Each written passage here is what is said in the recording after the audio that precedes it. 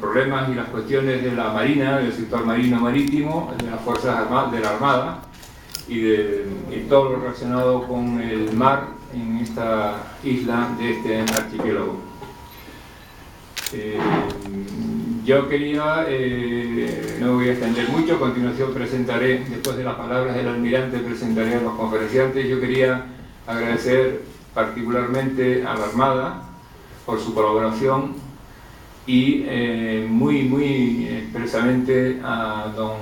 Juan José de la Foret y don Diego, capitán de navío Diego Carrier, por su importantísima organización de este acto. Sin ellos no hubiera sido posible. Y a continuación tiene la palabra el almirante jefe del Mando Naval de Canarias, don Manuel Bermúdez de la Concha. Muchas gracias, general jefe del Mando de Canarias, presidente de la Real Sociedad Económica Amigo del País, concejal del Mar, de la Defensa General de Tenerife, del Museo de Tenerife, Museo del Ejército, socios de la Real Sociedad Económica, compañeros de las Fuerzas Armadas, de la Armada, Ejército de Tierra y del Aire, amigos todos, bienvenidos a estas sextas jornadas navales. En primer lugar quiero agradecer al presidente de la Real Sociedad Económica Amigo del País el empeño por el buen desarrollo de estas jornadas, que un año más sin su colaboración no hubieran sido posible, y gracias a ellos, al director y a sus socios, y su particular empeño, seguimos adelante. Son las sextas jornadas que se desarrollan con una periodicidad bienal, como todos ustedes saben, y que llegan en este 2015 para celebrar un centenario importante, el centenario del arma submarina en la Armada. Estas jornadas son como ya saben, una gran tradición ya en las Palmas de Gran Canaria, y son ya, creo, cita obligada para los que se quieren acercar a la Armada y quieren hacen posible que esta callada labor nuestra, que se desarrolla muchas veces fuera de nuestras bases, sea conocida, y que nuestra historia, la de la Armada, que es la historia de España, se difunda y, en definitiva, nos acerquemos a esa sociedad a la que servimos. Desde las últimas jornadas se han producido algunas importantes novedades en el ámbito marítimo, y quiero destacarlo porque a todos ustedes les será de interés. Un hito de singular importancia ha sido la aprobación de la Estrategia de Seguridad Marítima Nacional, cuya necesidad fue siempre defendida por la Armada y en cuya colaboración ha participado activamente. Esta estrategia proporciona un marco común de actuación a todos los organismos con responsabilidad en la mar y sin duda permitirá un mejor empleo de los medios del Estado en la mar. La Armada seguirá impulsando las iniciativas para el buen desarrollo de esta estrategia mediante aportaciones de sus representantes en el Comité Específico de Seguridad Marítima, un órgano de asistencia al presidente del Gobierno en la dirección y coordinación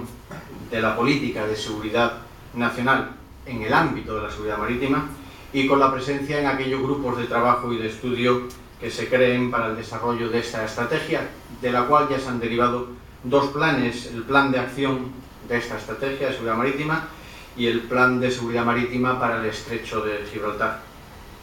En la misma línea, la Armada ha continuado dirigiendo su mirada hacia África, con el desarrollo de los acuerdos de vigilancia marítima que ya tenía firmados con Cabo Verde, con Mauritania y con Senegal, y los despliegues que periódicamente se realizan en estos países y el Golfo de Guinea. Actualmente tenemos una corbeta allí en el Golfo de Guinea colaborando en ejercicios y en adiestramiento de sus fuerzas navales, y con el objetivo de fortalecer la seguridad marítima en esta región del mundo muy necesitada, defendiendo los intereses nacionales en una región especialmente sensible. Nuestras actuaciones se están coordinando, por supuesto, con Francia, con Portugal, y junto con España, el Reino Unido, estamos presentando ante la Unión Europea la necesidad de abordar en el Golfo abordar la seguridad en el Golfo de Guinea como elemento básico no solo de la seguridad allí, sino de nuestra seguridad en Europa. La Armada también continúa con la presencia en la Operación Atalanta, en Somalia, y los buques de acción marítima, como viene siendo habitual, con una periodicidad de 2 buques al año aproximadamente por un periodo de 4 meses, pues continúan con sus despliegues, y el resultado, no solo gracias a la labor de España, sino de todos los países, pues está a la vista. Desde el año 2012 no se ha registrado ningún nuevo ataque de piratería. Asimismo, pues los buques de acción marítima aquí en este mando naval han completado ya sus periodos de garantía y de entrega y están desarrollando a plena satisfacción pues todas sus actividades y todas sus misiones en los escenarios tan exigentes como es la lucha contra las actividades ilícitas, no solo en el Golfo de Guinea o en Somalia, sino también en las costas, en el archipiélago canario. Estos buques también se ponen a disposición, se han puesto a disposición de otros ministerios y agencias y con los que la Armada ha firmado acuerdos, como puede ser el Ministerio de Economía, de Fomento, Economía y Competitividad y la Agencia Estatal de Administración Tributaria. Con ellos la Armada, a través del Ministerio de Defensa, como he dicho, tiene algunos acuerdos de cooperación para un mejor y más eficaz empleo de los medios del Estado. Pero bueno, hoy comenzamos las jornadas navales y después de esta introducción de novedades, desde las últimas jornadas navales, las quintas o las anteriores, este año, como he dicho, la dedicamos a la arma submarina y es quiero decir que es una conmemoración, un aniversario importante. Basta decir, por ejemplo, que la Armada francesa tenía previsto, desde hace algunos años, presidir en este año 2015 algunos grupos de trabajo y ante la petición de la Armada por celebrar su centenario, pues accedió a pasar a ocupar un segundo lugar de menos relevancia, dándole preponderancia a la Armada española. Decir que los submarinos hoy día son una importante capacidad militar en el siglo XXI, que por supuesto complementan al resto de unidades de la flota, y es una capacidad, yo diría que importante, desde los dos puntos de vista, punto de vista de la disuasión y punto de vista de la defensa. La Armada espera contar con los nuevos submarinos S-80 aproximadamente a partir del año 2018, en un proyecto que yo catalogaría como ilusionante, puesto que es construir un submarino de diseño español, que es un reto y que será un hito para la industria naval, y que estoy seguro de que le abrirá muchísimas puertas de cara al futuro. Y no voy a hablar más de submarinos, pues esa labor se la dejo a los conferenciantes en días posteriores, pues en ello están reflejados todos sus años de experiencia y de dedicación. Pero no quiero terminar sin acordarme también de dos almirantes canarios que nos han dejado en este periodo que va desde las quintas a las sextas jornadas navales. Dos almirantes importantes para Canarias, nacidos en Canarias. El contraalmirante José Ignacio González Ayer del Hierro, que muchos de ustedes conocerán, pues no solo como submarinista, que lo es, sino por haber sido un gran historiador, un historiador prolijo y muy importante para la Armada, por su minuciosidad y el cuidado en sus trabajos. Y también el vicealmirante Amancio Rodríguez Castaños, nacido oriundo de La Palma. Sin duda ellos continuarán navegando en esa singladura eterna que a todos nos espera, ya en compañía de nuestra patrona la Virgen del Carmen, y creo que nuestro recuerdo emocionado va con ellos y con sus familias. Y para que su nombre permanezca aquí en esta Real Sociedad Económica, me gustaría entregarle 2 libros al director de la Real Sociedad. Uno sobre la historia de la Armada, parte de la historia de la Armada, una de las muchas publicaciones que dejó escritas el contraalmirante González Ayer, del Hierro, y otra que es una biografía del vicealmirante Rodríguez Castaño. Les animo a todos, por último, pues a asistir a las actividades programadas en estas jornadas navales, de las que espero que disfruten y puedan conocer mejor a la arma submarina y a la Armada Española. Muchísimas gracias.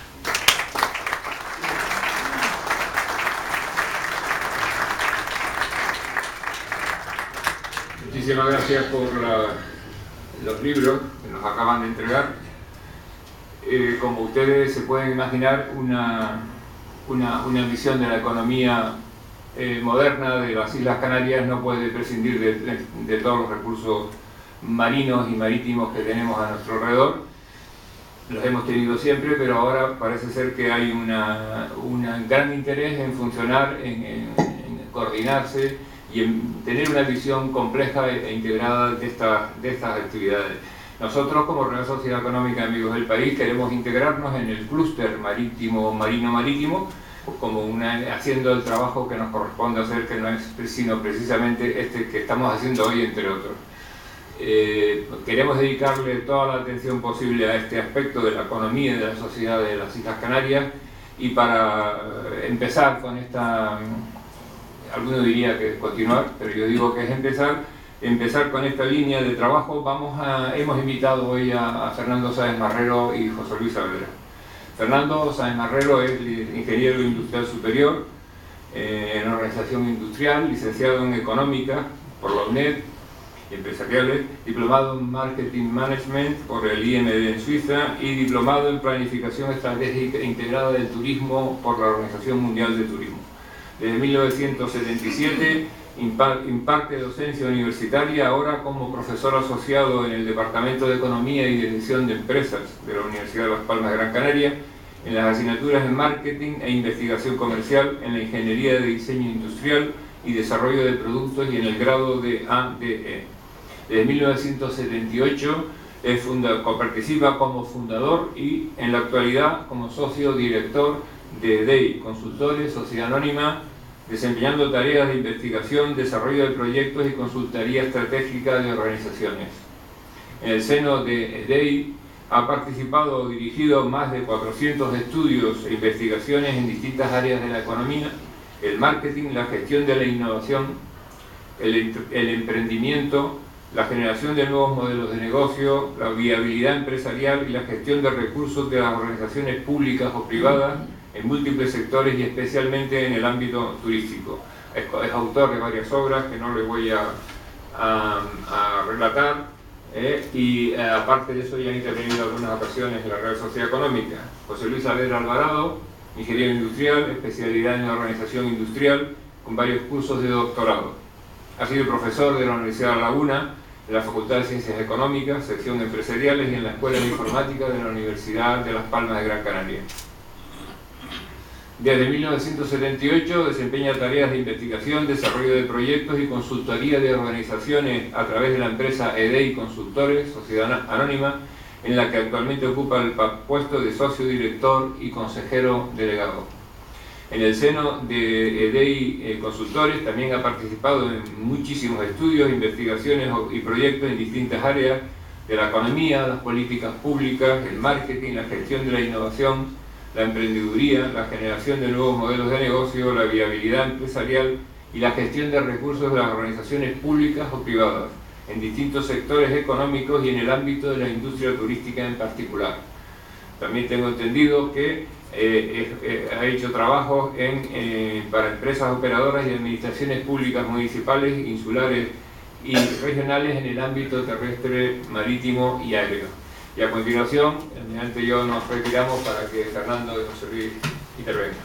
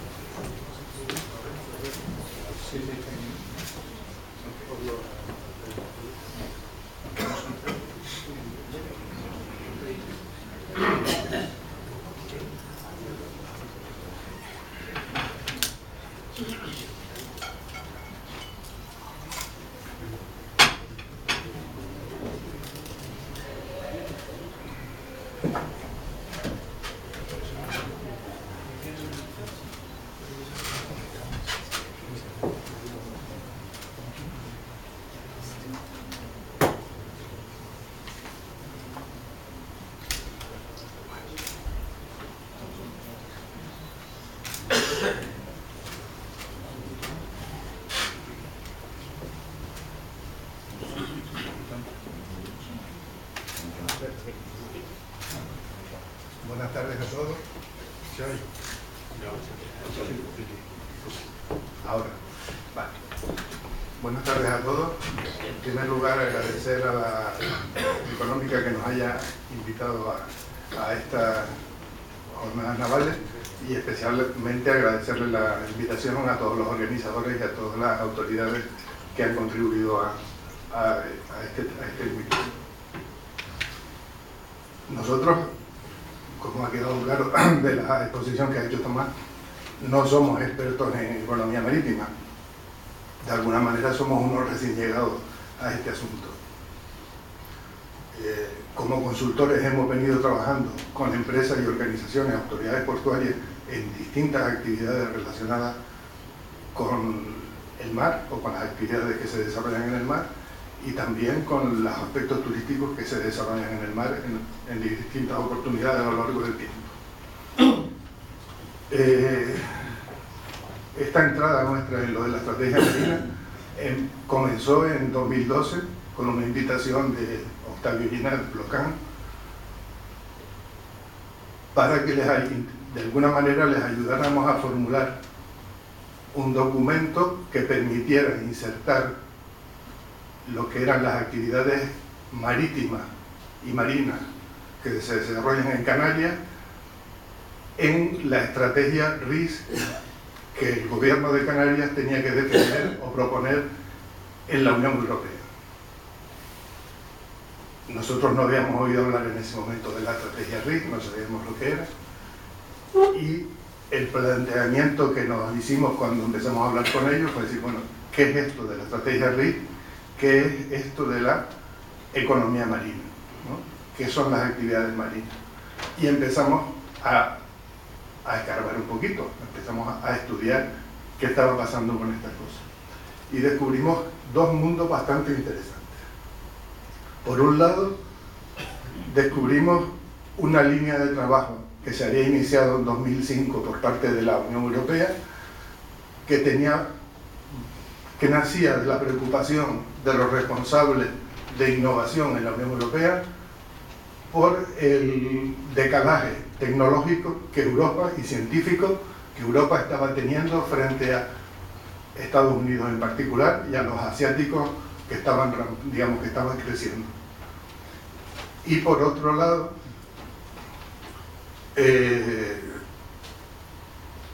se plantea, digamos, un proceso de reflexión de cómo abordar ese problema.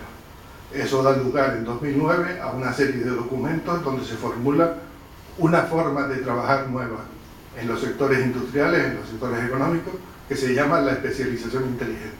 y que empieza Europa a impulsar y a exigir que los países y las regiones trabajen de esa manera a partir del año pasado prácticamente,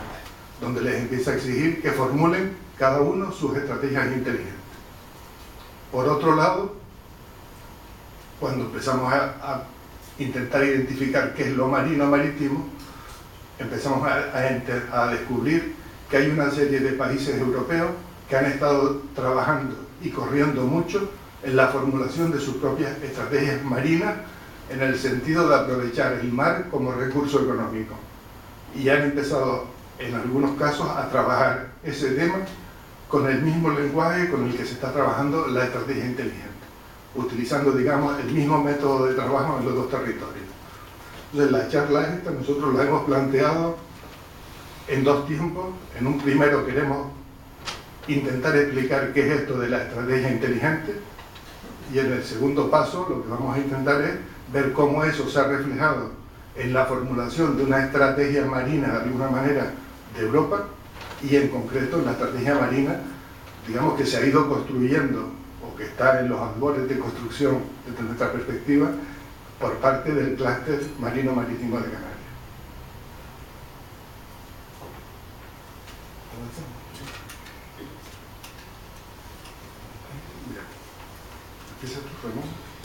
Bueno, siguiendo un poco con lo que estaba exponiendo José Luis, primero habría que explicar esto de la especialización inteligente. Una forma de verlo es entender que estamos asistiendo a un cambio de paradigma en la forma de entender la formulación de las estrategias regionales o de pasar de modelos que podríamos decir, primero que nada, eran muy de arriba abajo o muy de planificación ejecutiva, a modelos mucho más de abajo arriba y más de planificación emprendedora o de planificación de descubrir dónde hay oportunidades y catalizar, orientar, facilitar la coordinación de los actores públicos y privados para encontrar los niveles de especialización a que cada región, basado en sus capacidades, en su trayectoria, en sus ventajas competitivas accesibles, podría desarrollar. Lo que tenemos en la presentación es cómo esta formulación empieza con la idea de que no todas las economías tiene sentido que se especialicen de la misma manera, que en cualquier caso hay unas ventajas de proximidad y de aglomeración, que es la que hemos venido llamando clúster, que empiezan con los distritos industriales marshallianos en 1890, que es identificar que el agrupamiento de actividades en las que hay infraestructuras comunes, economías de aglomeración, de ventajas derivadas de las externalidades positivas y ayudar a que crecieran, lo que podríamos decir que aquí ha sido más típico en el entorno portuario o en el entorno turístico, donde la concentración y la proximidad ha jugado a favor tanto de la planificación pública como de compartir recursos, actividades, empleo, etc. En los años 90 esto surge ya un desarrollo más potente, con una famosa obra de Michael Porter, un catedrático de Harvard, que lo empieza a formular más en términos no solo desde el punto de vista de la localización física de actividades en su proximidad y por lo tanto de anclajes en infraestructuras locales, que la etapa anterior, a entender que estos clústeres, estos aglomerados, esta concentración de actividades que no necesariamente pertenecen a un solo sector industrial, sino que pueden ser complementarias, competitivas, cooperativas y que además atraviesan distintos niveles de lo que llamamos las cadenas de valor. Es decir, pueden tener una parte de investigación y desarrollo, otra de fabricación, otra de componentes, otra de servicios públicos, otras de comercialización, otras de servicios, digamos un conjunto de actividades más allá de la clásica definición de sector primario, secundario y terciario. Y lo que se plantea más es que estos clústeres actúan como nodos o como puntos en las redes locales e internacionales, es decir, que sobre ellos pivotan o fluyen las cadenas de valor en términos de transferencia de bienes, de servicios, de intercambio, en los que en cada transacción entre cada unidad económica hay un incremento de valor y una búsqueda de la eficiencia y una búsqueda del mejor aprovechamiento ya de capas de conocimientos o de una promoción más activa de la innovación. Y por último, y un poco en la fase en la que estamos ahora, pues aparece un grupo dirigido por Faray, un catedrático de la Universidad de Lausanne, en la que ya se da un paso más allá con este concepto de especialización inteligente o inteligencia estratégica, donde lo que se intenta formular es que las estrategias regionales, las estrategias de mejora de las capacidades de cada territorio, de cada zona, deben estar basadas en economías donde lo que se promueva es la transformación basado en las capacidades propias y con una perspectiva de mejorar su posicionamiento, lo que podemos llamar el upgrading, la búsqueda de mejores empleos, mejores capacidades económicas en niveles cada vez superiores de la aportación de valor a la comunidad circundante y a la economía global. Esta idea también de la RIS 3 es porque se supone que esta estrategia inteligente, especialización inteligente, huyen de los dos extremos. Por un lado, de los conceptos de la industria naciente o de promover solo una actividad y protegerla y defenderla del exterior levantando barreras, que serían un poco las políticas industriales más primitivas y que han dado lo que han dado de sí, y otras todo lo contrario, que buscan una diversificación amplia donde se hacen muchas cosas muy distintas aunque no haya grandes ventajas. Se trata precisamente de buscar opciones en las que el papel de la gestión pública está más en precisamente construir sobre los activos existentes y no solo físicos, sino también los intangibles, los de conocimiento, los de capacidades humanas, los de gestión relacional y trabajar en esos procesos que entendemos que son más de descubrimiento emprendedor, por eso su contenido innovador, que de ejecución sobre lo conocido, para entenderlo. ¿Sigues tú con la siguiente? Sí. ¿Sí? Vale. Bueno, en este sentido la estrategia de especialización inteligente busca esas futuras áreas de especialización, es decir, no un proceso conclusivo. De hecho, lo que estamos viendo ahora en las distintas áreas europeas es unos procesos que no acaban con la elaboración de un documento que se da por acabado y se ejecuta y se evalúa 5 años después, sino que se adoptan iniciativas en las que las opciones están informadas, se generan múltiples opciones y hay una política donde lo que se basa es en las evidencias, en las bases de información, de conocimiento y de aprendizaje compartido en la que se van validando y definiendo las prioridades. Y por lo tanto son, podríamos decirlo de alguna manera, deslizantes, aproximativas, borrosas. Es decir, no es una definición de esto es lo único que vamos a hacer y se ejecuta, sino en un proceso de aprendizaje continuo se van ensayando y se va sobre la base actual y sobre la evidencia de lo que está construido sobre un territorio y cambiando bastante digamos, el mapa mental de los decisores, tanto públicos como privados, trabajan sobre ese testeo, esa validación de opciones que definen que no todo es posible y desde luego no para cualquier región. Hay una clara separación entre regiones con un alto nivel de intensidad tecnológica, con una gran madurez o digamos capacidades investigadoras o científico-técnicas desarrolladas y otras, como sería nuestro caso, en que un lugar más secundario o terciario y por lo tanto tienen que recorrer un camino más de aprovechar las capacidades que tienen y aprovecharlas en un contexto mucho más, digamos, de aplicaciones o de desarrollo de los conocimientos científicos y tecnológicos en el contexto concreto y en un contexto donde lo que predomina ahora, y ese otro cambio de paradigma a nivel, digamos, de estrategias públicas y privadas, es centrarse en lo que llamamos la innovación abierta, la innovación colaborativa, la innovación en red, la innovación, digamos, frugal, es decir, donde no es tanto más dinero para más cosas como concentrar en pocos centros, pero donde hay una evidencia del efecto tractor que tienen sobre las distintas actividades económicas y hacer una perspectiva, digamos, de triple dimensión, es decir, de desarrollo estratégico, inteligente, sostenible e integrador, que serían los 3 elementos fundamentales que dirigen las políticas europeas. Es decir, aquello que sea duradero en el tiempo, aquello que formule ventaja competitiva respecto a otros territorios y aquello que, más allá del estricto cálculo económico a corto plazo, se vincule a una contabilidad que tenga en cuenta los valores sociales y ambientales específicos. Bien, entonces, la especialización inteligente queda claramente definida como una nueva forma de hacer las cosas, una nueva exigencia a los actores públicos y privados, en lo que, como queda explicitado en la transparencia que tenemos ahí, va más de centrarnos no solo en los aspectos puramente científicos o de investigación y desarrollo, tomándolos como base, como no puede ser de otra manera, sino muy centrado en las actividades económicas que son las que crean valor económico y social y donde se trata de promover los empleos de más cantidad y de mejor calidad y desde una perspectiva, como hemos dicho antes, inclusiva desde el punto de vista social y ambientalmente sostenible y expandible hacia el futuro. Con una énfasis en que la gestión pública debe facilitar y promover los incentivos adecuados para que ese proceso de descubrimiento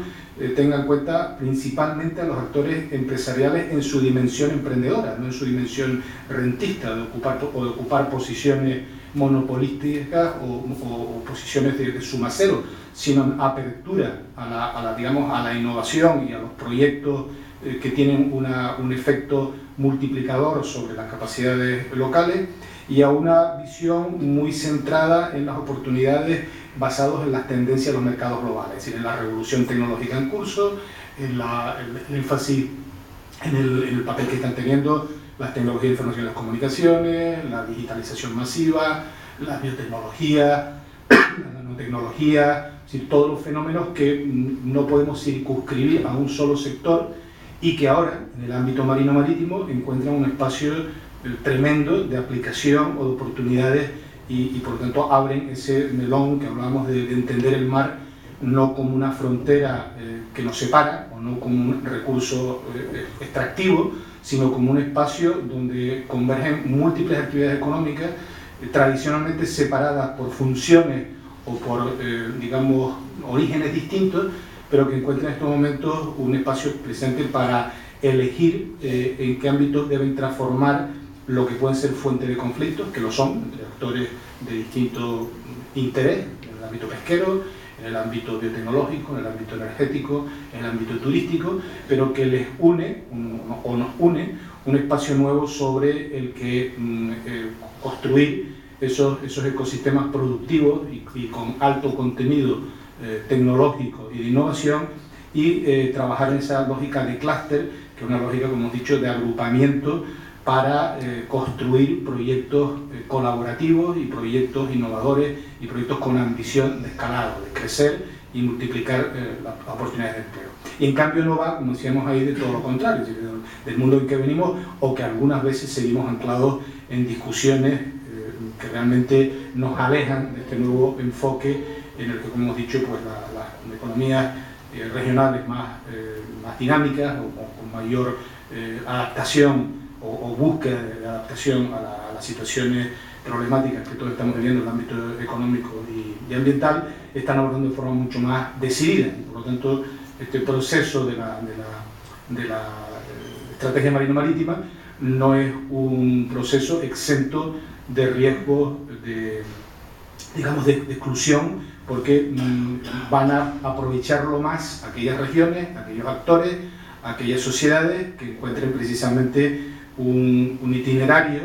de descubrimiento en el que, a partir de una visión compartida y de un entendimiento de actores que en principio no se reconocían como necesitados de converger y discutir los conflictos y las oportunidades que tienen en común, busquen precisamente esa especialización, esas ventajas comparativas, y exploten esas oportunidades en el ámbito regional hacia el interior. El regional no solo es dentro de Canarias, sino en su entorno más ampliado marino-marítimo, digamos, es todo el área del Atlántico Sur, y que incluye pues toda la Macaronesia y toda la cornisa atlántica, ya más arriba de Portugal y lo que parece todos los países atlánticos. Pero como veremos ahora, los estudios que está haciendo Europa, y trabajando con un granulado muy fino, pues distinguen áreas marítimas con estructuras y actividades económicas y oportunidades distintas en el área mediterránea, en el área atlántica, y por países y por sectores de actividad. Y yo creo que eso sería un primer balance de lo que estamos hablando. Si le parece, entramos más de lleno y luego podemos ver un poquito más los elementos de cómo esta especialización inteligente se entiende en el ámbito específico de lo marino marítimo. Bueno, la dinámica europea en el ámbito de lo marino-marítimo, en buena medida quien mejor lo expresa es un documento que encarga Bruselas y que se lleva años trabajando, que es un documento que se llama Crecimiento Azul. En ese documento, que se trabaja con esta lógica de la especialización inteligente, digamos, de identificar para toda la Unión Europea cuáles son todos los sectores de las actividades económicas y sociales que hacemos en el mar, cuál es el inventario de actividades y cómo en cada uno de los sectores económicos cuáles son las cadenas de valor. Ahora explicaremos un poco esto de cuáles son las cadenas de valor y cuál es el papel, digamos, que la tecnología o el upgrade de la forma de trabajar, digamos, cómo podemos hacer que en cada uno de esos subsectores o sectores la economía europea gane competitividad y sea más interesante desde una perspectiva del mercado global. Entonces, ese trabajo que empieza haciendo la Unión Europea, cuando nosotros lo conocimos, era un documento, digamos, a medida que lo hemos ido leyendo, ha sido muy interesante ver el proceso de destilación que se ha hecho en Europa, digamos, porque han habido aproximaciones sucesivas y en un momento determinado se empieza con una cuantificación primero a nivel de los países y se acaba haciendo una cuantificación a nivel de las regiones. En el momento actual, digamos, Europa da como un primer flash, digamos, ya de formalización, de nivel de formalización, y divide y dice, bueno,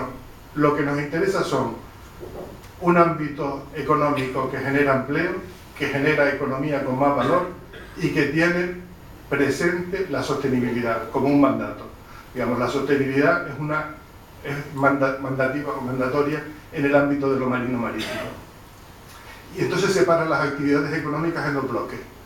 Digamos, en todo el análisis se ha ido viendo quiénes tenían más potencial de crecimiento, cuáles eran más tradicionales. Digamos, ha sido bastante curioso verlo cómo ha ido evolucionando. Y en este momento se formulan dos bloques de sectores económicos. Unos sectores que se identifican como sectores con potencial de crecimiento en empleo y en valor añadido, y unos sectores económicos que por su importancia tradicional y peso en las economías europeas conviene tener presente, ¿no? Y son este grupo que aparecen aquí. En los nuevos sectores, ¿qué es lo que aparece? Digamos, ¿dónde hay potencial de crecimiento en el mundo marino-marítimo?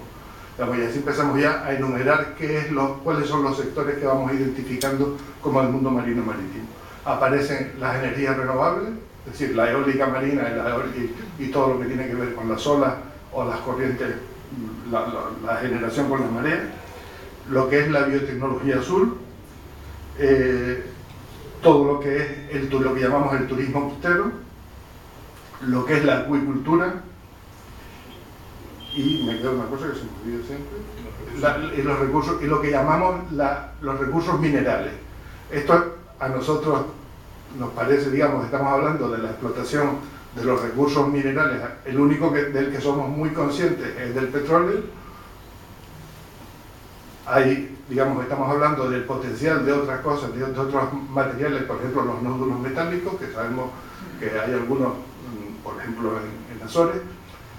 pero curiosamente en esto de la economía, digamos, del subsector de los recursos minerales, entraría de pleno lo que nosotros llevamos haciendo 40 años, que es la desalación. O sea, eso forma parte también de esa actividad. Y esos serían, digamos, los sectores que aparecen como sectores con potencial de crecimiento y forman parte de alguna manera en el discurso de la especialización inteligente de la apuesta, de la elección. Cuando Fernando lo explicaba antes, siempre estamos hablando en la economía, en el modelo de la especialización inteligente, estamos hablando de elegir para transformar. Entonces también aquí hay implícita una apuesta europea por decir, yo voy a poner más recursos en estos sectores que en los otros, porque de alguna manera es donde veo el potencial de crecimiento de la economía europea. Y en el otro lado pues está toda la parte, digamos, de construcción de astilleros, etcétera, ¿no? El fit and repair y todo lo que es la construcción de nuevas embarcaciones, el transporte marítimo, la pesca tradicional o el offshore, el oil and gas offshore. Bien, si vemos esto desde el punto de vista de Europa lo está presentando ahora como una primera aproximación con vamos a ver dos transparencias sucesivas. En la primera están los sectores, digamos, que tienen potencial de crecimiento, y lo que hay, digamos, las dos columnitas que hay en cada uno. En la columnita de la izquierda están los empleos que generan esos sectores, y en la columnita de la derecha el producto bruto que generan en el millones de euros. Vemos que el turismo, de los que tienen potencial de crecimiento con mucha distancia, el más voluminoso es el del turismo costero, mientras que el seguido de la acuicultura, las energías renovables, los recursos minerales y la biotecnología. Si pasamos a la segunda, vemos que lo que llamaríamos los sectores tradicionales de la economía marina europea estarían la pesca, el transporte, los astilleros y el fit and repair y el offshore. En términos comparativos, pues prácticamente el turismo costero aparece como el sector, ¿no? Es bastante interesante ver que en los textos iniciales el turismo costero, el equipo que estaba trabajando esto no le prestaba demasiada atención, porque para ellos no era una actividad económica que tuviera una intensidad tecnológica muy alta, y en cambio al final han tenido que ir al sitio y reconocerlo como uno de los grandes sectores. La dinámica ha sido muy de explorar y aprender todo de qué estamos hablando, ¿no? Entonces, bueno, esto lo pueden ver nosotros lo que hemos hecho aquí es copiar una infografía muy interesante que tiene la Unión Europea, que permite hacer el análisis por cuenca marina, digamos, Todo el análisis está presentado por cuencas marinas o por países, por lo cual ahora lo que tenemos que ver son digamos, las contribuciones españolas de la economía española marina en el ámbito atlántico y en el ámbito mediterráneo, ¿no? Y lo que aparece pues son el turismo costero. En el caso de los que pueden crecer, digamos, están los dos bloques, los sectores que se identifican con potencial de crecimiento y los sectores que podríamos llamar importantes pero tradicionales.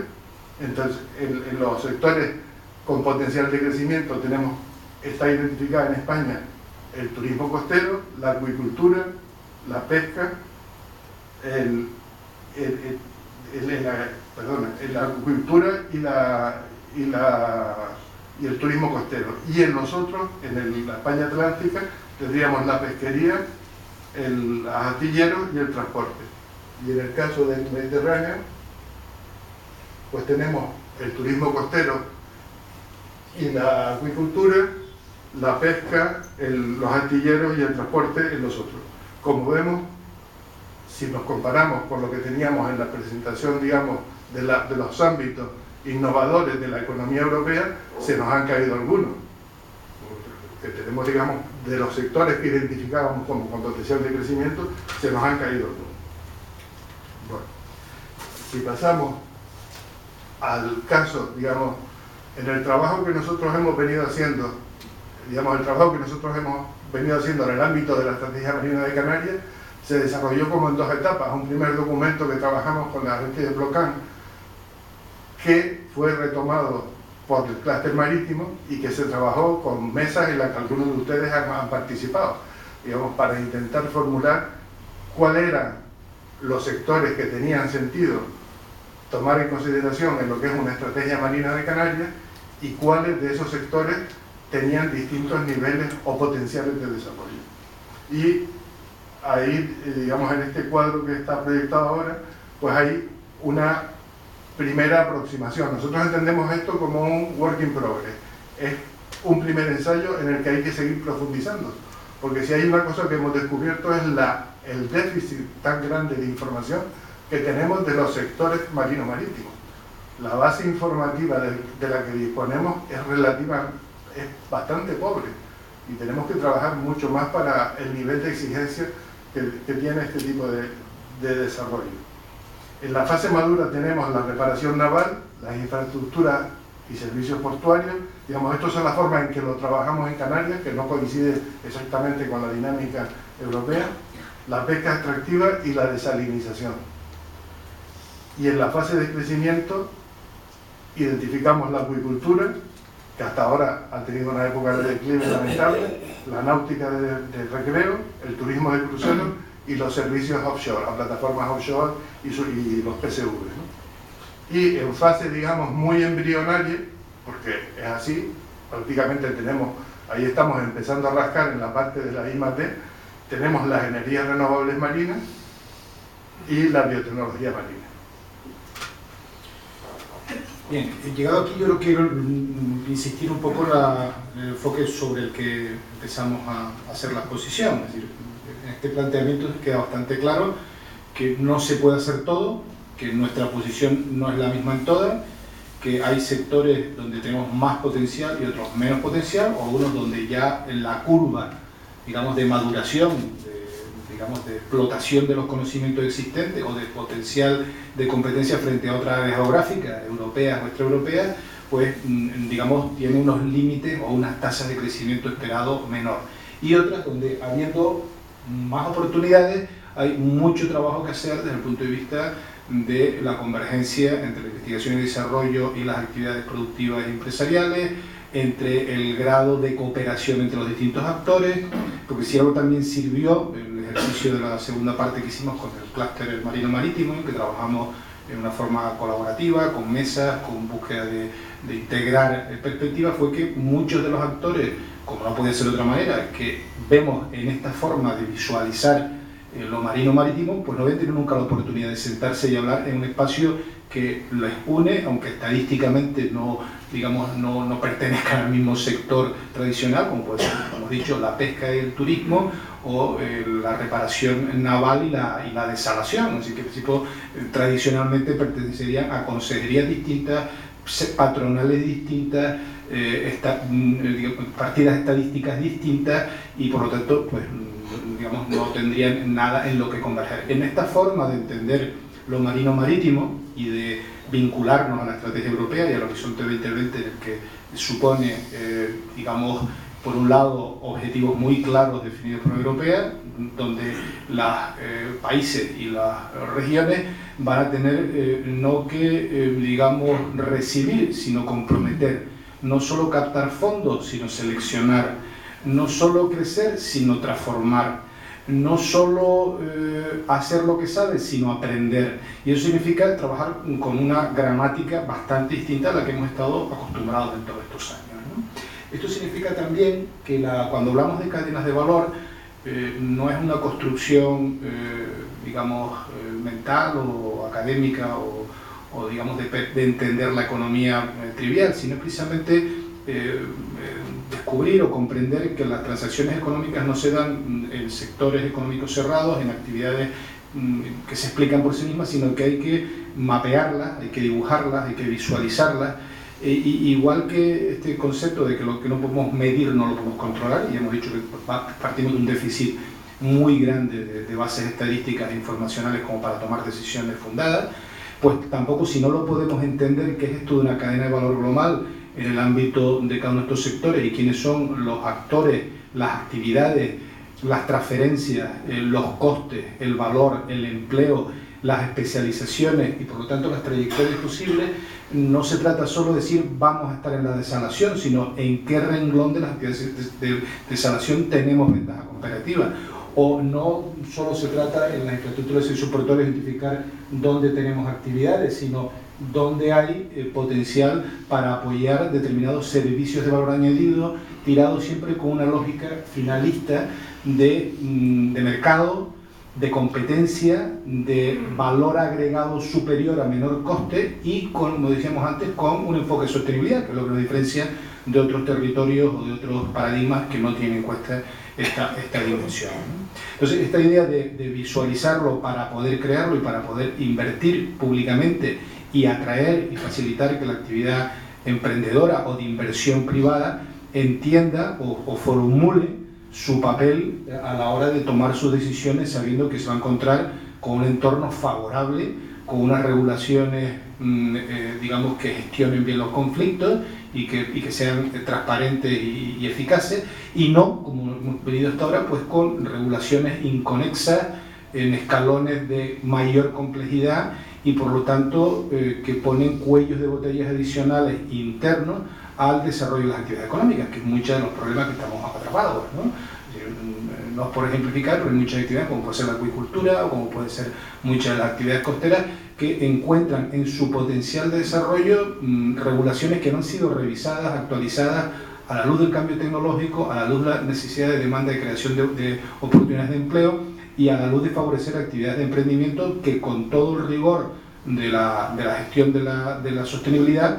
tengan la oportunidad de demostrar su capacidad de generación de empleo y de productividad. Por lo tanto, esta forma de ver, y aquí tendríamos dos ejemplos, ¿no? Tanto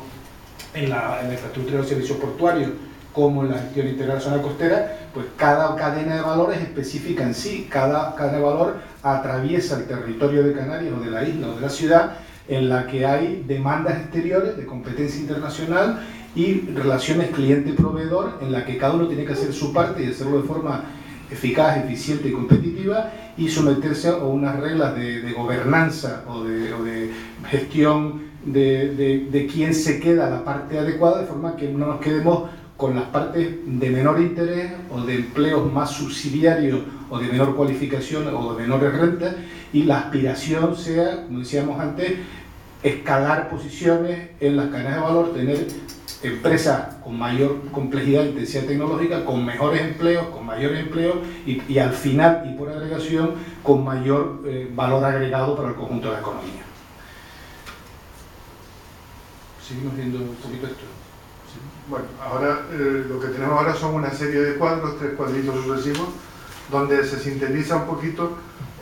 cuáles son, digamos, los elementos de las cadenas de valor de esos sectores que inventaríamos antes, que forman parte de la estrategia marino-marítima de Canarias,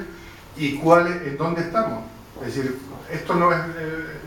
una carta a los Reyes Magos de qué queremos ser, sino qué es lo que somos ahora. Entonces, por empezar, tenemos el transporte marítimo, donde estamos en casi todos los renglones, menos en la construcción, ¿no? Tenemos el sector, digamos, del oil and gas, donde prácticamente solo estamos donde podemos estar, que es en el mantenimiento, en los servicios a la plataforma. Pues la cadena del valor del petróleo es extremadamente de un nivel tecnológico muy alto, y nuestro rol ahí está claro que puede ser limitado, y ahí es donde estamos, de momento. En el turismo costero estamos también muy desarrollados, no estamos en la parte alta, digamos, en la parte que gestiona, digamos, la turoperación, es decir, toda la gestión del transporte aéreo, de la organización de los paquetes, todo eso, ese no es nuestro mundo. Sí, la operación del incoming aquí y todos los subsiguientes, lo que llevamos un montón de años trabajando. Seguimos en lo siguiente, tenemos todo lo que son las actividades públicas de planificación y gestión de la zona costera y del mar, incluida todo lo que es la seguridad safety y la seguridad security, digamos, ahí está incluido todo, y prácticamente nuestro papel está en las operaciones del monitoreo y vigilancia, digamos, ¿no? Está claro que con una perspectiva de futuro este es un sector, digamos, de una importancia tremenda, porque si hay un problema potencial en todo esto de utilizar el mar como recurso económico, es el de la compatibilidad de actividades. Si hay una cosa que ya nos va rechinando en algunos momentos, la compatibilidad de actividades en el mar va a ser un factor importantísimo. Ya la sostenibilidad hemos dicho que es una limitación que tenemos que tener presente, pero la compatibilidad de actividades va a ser fundamental. Y ahí, digamos, toda la información, la calidad de la información, para poder trabajar con calidad en la toma de decisiones es fundamental. De hecho, en todo el periodo, digamos, de compromiso de fondos que se cerró en 2014 por la Unión Europea, la mayor parte de los proyectos, digamos, de la financiación ha ido a generación de información. Generación de información, organización, digamos, de crear una base informativa unificada, compartida, para poder trabajar y para ser eficientes en el uso de la información. Hay un poco, por insistir en esto, nos tiene que quedar claro, y para nosotros, como venimos más de la tierra que del mar en nuestra formación, el entender precisamente la dimensión marina-marítima de una forma, como se entiende ahora, compleja, amplia, con conflictos y necesidad de gestionar los mismos en los distintos niveles, en el nivel horizontal y el vertical, es decir, está por encima del agua, a nivel del agua, bajo del agua y en el subsuelo. Y en el entorno costero, en la lejanía marítima, en la proximidad marítima y en la proximidad costera. Es decir, que digamos, entendemos como marino marítimo la gran franja costera que en nuestras islas ocupa una parte importante del territorio de la costa hacia el interior, pero que también está afectada por fenómenos costeros o por usos incompatibles o en conflicto, y por lo tanto que tienen que ser gestionados con esta perspectiva de lo marino marítimo en sentido más amplio y holístico que estamos planteando. Sí, bueno, si pensamos lo mal que lo hemos hecho en tierra, a mí me da pánico pensar en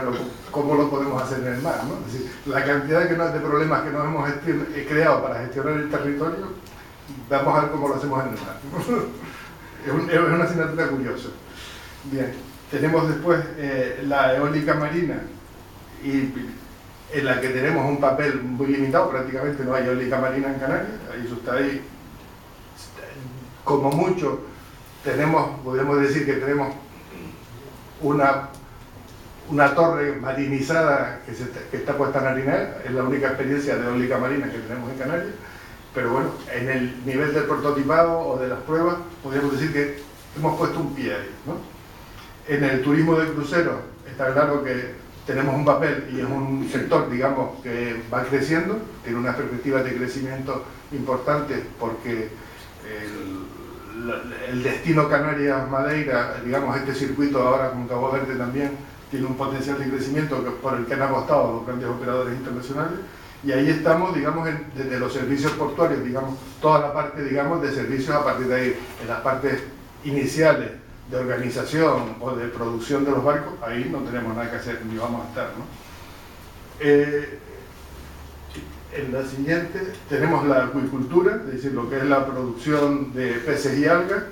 Ahí llevamos tiempo y hemos estado en todos los renglones de la actividad. Desgraciadamente, en buena medida por nuestros problemas de regulación, ese sector ha ido para atrás, cuando debería haber sido un sector exportador. Después haré una reflexión sobre eso. En la biotecnología azul estamos empezando a tener cierta presencia, pero muy limitada todavía. Y,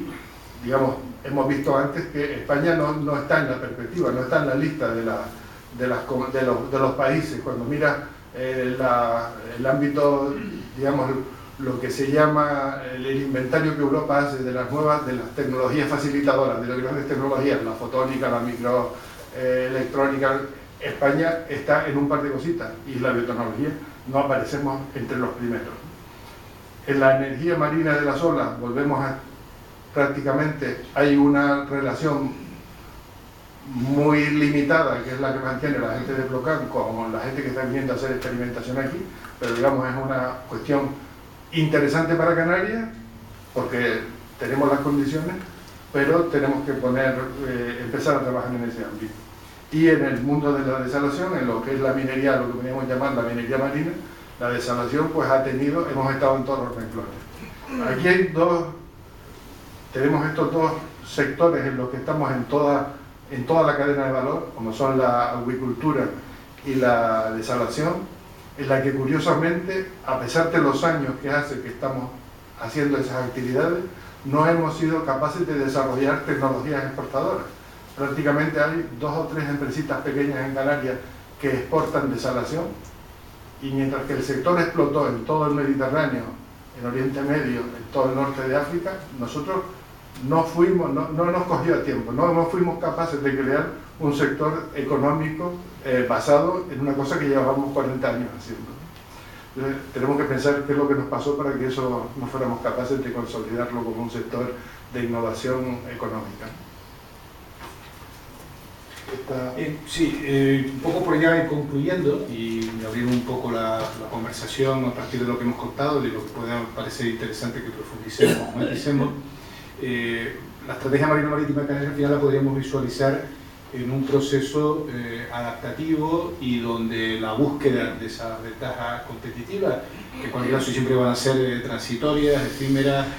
digamos deslizantes, y por lo tanto no es una apuesta de una vez por todas, sino de ir construyendo un itinerario e ir aprendiendo en ese proceso y aumentando las capacidades, siempre con las métricas adecuadas de que efectivamente redunden en lo que se trata, ¿sí? Que es empleos más cualificados, mayor aprovechamiento del talento local o de la atracción de talento de otros ámbitos, y el anclaje en actividades que tengan mayor recorrido hacia adelante y hacia los lados, y por lo tanto generen lo que llamamos una nueva economía, una economía fundada en el ámbito de las redes globales y en el ámbito del conocimiento, y con una especialización en la que efectivamente tenemos más bases, más oportunidades, o más capacidades en unos ámbitos y menos en otros, y por lo tanto una vez más se trata de escoger, no de repartir un poquito para todo el mundo, porque eso es lo que nos lleva a autolimitarnos o a escoger más la mediocridad que optar por la excelencia en áreas clave. En ese ámbito las universidades han mostrado en los últimos años una adaptación con cierto retraso, pero rápidamente han cogido el tren y la búsqueda de elementos colaborativos en el ámbito de las dos universidades, digamos los niveles interdepartamentales y de los equipos científico-técnicos, de empezar a ver el mar como una de las áreas de especialización estratégica de estas universidades. Lo mismo ocurrió con el turismo un poquito antes, y hemos tardado bastante en autodescubrirnos a nosotros mismos, que el sentido de nuestras universidades debe tener esos niveles de especialización, donde áreas tan distantes y distintas como la ingeniería o la ciencia del mar o la medicina o la disciplina jurídica o económica deben converger en espacios comunes, y ahí lo marino-marítimo parece claro que es un área no solo donde tenemos opciones, bases y trayectorias, sino que además converge con un interés y con una decisión europea de ser excelente en algunos renglones de estas actividades. Entonces esta forma de verlo básicamente la primera cuestión es tener un reconocimiento de la importancia. Parece bastante claro que es ahora donde está cristalizando estos formatos de clúster, de cooperación, de búsqueda de entendimiento entre los distintos actores, de buscar estructuras de representación y de liderazgo y de demostración de la importancia de lo marino-marítimo, y hacerlo además visible al conjunto de la sociedad. Obviamente, pues la presencia en el ámbito político, como puede ser la propia Concejalía del Mar en el Ayuntamiento de Las Palmas, lo que puede ser el interés de las distintas consejerías de gobierno autónomo en participar en procesos transversales, en procesos que no son solo de turismo o solo de pesca o solo de economía, sino que atraviesan digamos, las decisiones funcionales y sectoriales de los sectores productivos. Exigen nuevas estructuras de liderazgo, nuevas estructuras de visibilizar y de hacer pedagogía pública, es decir, de que en las propias enseñanzas lo marino-marítimo esté presente. Es decir, hay muy poca pedagogía y muy poca inseminación en las actividades docentes de los contenidos marítimos transversales y por lo tanto de interés y divulgación para todos los futuros profesionales o trabajadores de los distintos sectores que, como vemos, son de una amplitud muy amplia en nuestro entorno económico. El ámbito del conocimiento efectivamente significa trabajar, hemos dicho, con hechos, no con ocurrencias, significa trabajar no con ideas peregrinas, sino con actividades fundadas y basadas en trayectorias económicas, en recursos construidos, y allí pues lo que han hecho sectores como los de la reparación naval es admirable, es decir, sectores que están francamente hundidos, hicieron sus tareas apropiadas, y cuando ocurrió que efectivamente empezaron a aparecer las oportunidades de las plataformas, lo han cogido plenamente preparados y están haciendo una labor admirable desde el punto de vista económico de aprovechamiento de una ventana de oportunidad que se les ha abierto, y en estos momentos son tractores en empleo, en emprendimiento, en desarrollo global, en búsqueda ambiciosa de nuevos nichos de mercado, y es un ejemplo para todos, sobre todo para los que no veníamos del sector, de ver cómo en pequeños talleres se están haciendo grandes proyectos de transformación empresarial e industrial. El tema de las tecnologías, lo mismo, es decir, se trata también de escoger ámbitos donde tengamos que aportar a plataformas de tecnología. Como estaba contando José Luis ahora, lo que nos parece especialmente interesante de Plocan y del acierto de que se haya localizado en Gran Canaria y por la decisión del grupo liderado por Octavio Ginás de una plataforma oceánica, es que es una infraestructura científica de alto nivel, pero que tiene una dimensión bastante distinta a la del astrofísico, no mejor ni peor, pero sí distinta y mucho más adecuada a los tiempos y a las estrategias que estamos hablando, en el sentido de que está prevista y hay una voluntad y una conceptualización del principio de que sea una plataforma para las aplicaciones, es decir, no solo para desarrollos de investigación y desarrollo de cabecera o de alta tecnología, sino para que los operadores privados, los locales y los internacionales, aprendan, testeen, colaboren, desarrollen nuevos proyectos en el ámbito de lo que entendemos como plataformas de aplicaciones, mucho más ligadas a la economía real, a la economía productiva, a la innovación realmente necesaria para la creación de empleo, y por lo tanto de mucho más impacto económico que otras infraestructuras que contribuyen a la ciencia mundial, pero cuyo efecto tractor sobre la economía local es mucho más limitado y reducido. Y es una gran oportunidad en la que todos tenemos puestos muchos buenos deseos e interés, y la trayectoria empieza a ser muy prometedora. La integración, como hemos dicho, de los distintos actores, la innovación entendida siempre como la transformación de conocimiento en corrientes económicas y en nuevos empleos y nuevas oportunidades de negocio, y de negocio y de impacto social. Es decir, estamos hablando de innovación no solo en el ámbito de las actividades empresariales, sino en el ámbito también de la solución de los problemas complejos que afectan a la sociedad, y que en el ámbito marino-marítimo pues tienen una concepción, como no puede ser menos, muy poliédrica o multidimensional. Y por último, el papel del sector público, que como hemos dicho lo dejamos para el final, pero que tiene que cambiar el rol, y eso es un mandato para las próximas administraciones, de que el papel no puede ser sencillamente el de ir por detrás o de apuntarse a una dinámica que en principio queda claro que viene más de fuera adentro que de dentro afuera, sino que tienen que buscar ese papel más catalizador, más de acompañamiento, de facilitador, de hacer buenas regulaciones mucho más comprensivas del impacto que tiene sobre la economía y sobre el entorno medioambiental realmente a gestionar, realmente a arriesgar en sus mínimos, pero con un máximo búsqueda del impacto económico que tiene ese tipo de decisiones, y por lo tanto es un rol mucho más humilde, pero al mismo tiempo mucho más de mayor expectativa de que haga bien la función de servicio público. Y por otra parte, con un magnífico cuadro de Manolo Villares que fue presentado la semana pasada por la colección de Rodolfo Ramírez, y nos gustó tanto que decidimos ponerlo como colofón de nuestra presentación. Pues muchísimas gracias y estamos encantados de poder compartir detalles y matizaciones a lo que hemos contado.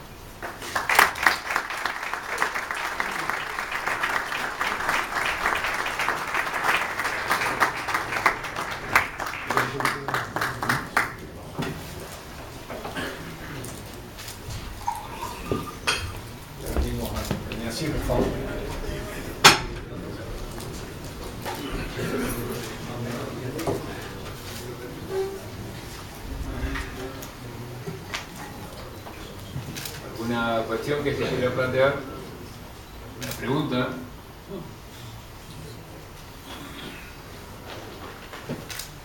Bueno, antes no nombré yo a la concejal del Mar, que está con nosotros del Ayuntamiento de Las Palmas, que forma parte de el cargo es una prueba de una apuesta política por el desarrollo de los recursos urbanos en el ámbito marino-marítimo. Yo creo que es una apuesta interesantísima que tardará tiempo en dar sus frutos, como es lógico, como la otra apuesta, que es la internacionalización de la ciudad, que también tardará lo suyo. ¿Hay alguna cuestión que se quiera preguntar? Bueno, pues ahí queda esta estrategia inteligente para el estudio de todos nosotros. Yo quería dar las gracias de nuevo, como dije, al almirante, a la Armada, a nuestros organizadores, Juan José Laforet y el capitán de navío Diego Carlier, y a un conjunto de empresas que han apoyado estos actos que se celebran durante la semana. Acaban el viernes y mañana se celebra a las 8 de la tarde la donación de la Armada a la Armada por parte de la Real Sociedad Económica Amigos del País de una réplica de la placa entregada al submarino Isaac Peral en marzo de 1917. Y a continuación la conferencia del capitán de navío Crespo Páramo, Submarino Peral, su inventor, perspectiva en el centenario del arma submarina española, a las 8 de la tarde. Y de nuevo dar las gracias a Fernando Sáenz Marrero y a José Luis Alvarado y a todos ustedes por haber venido. Buenas noches.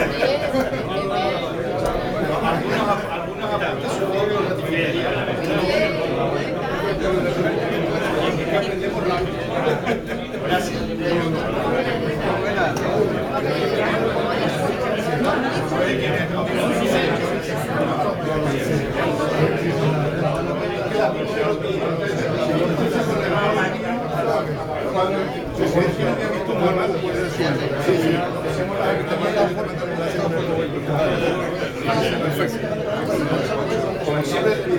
por aquí a ver si podemos filmar para que el público es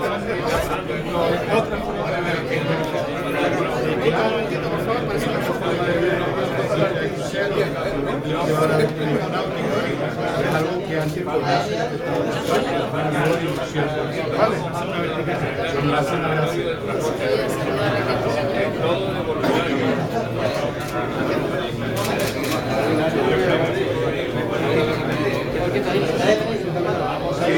Bueno, ya veo que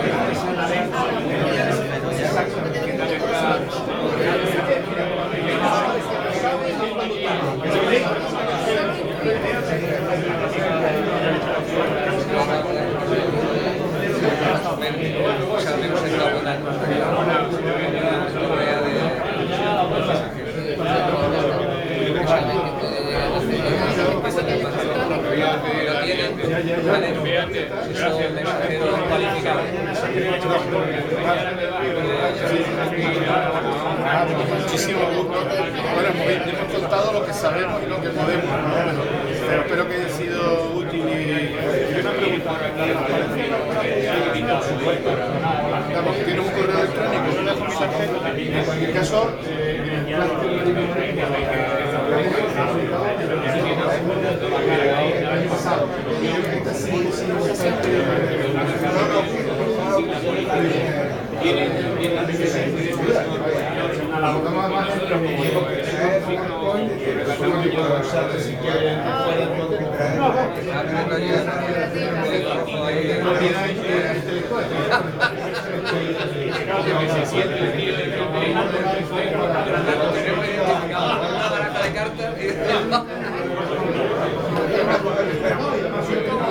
Una baraja de cartas con la cara y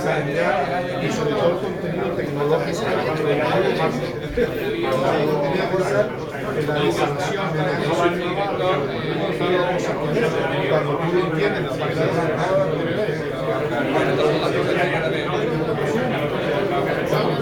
y la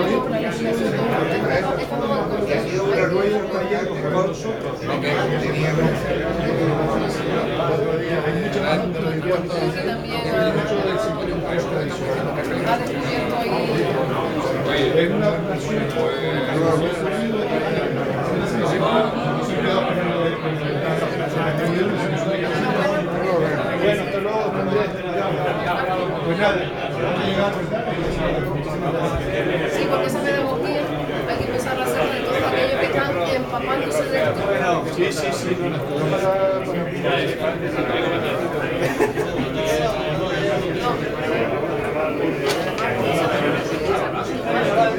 Con lo de Cartagena también.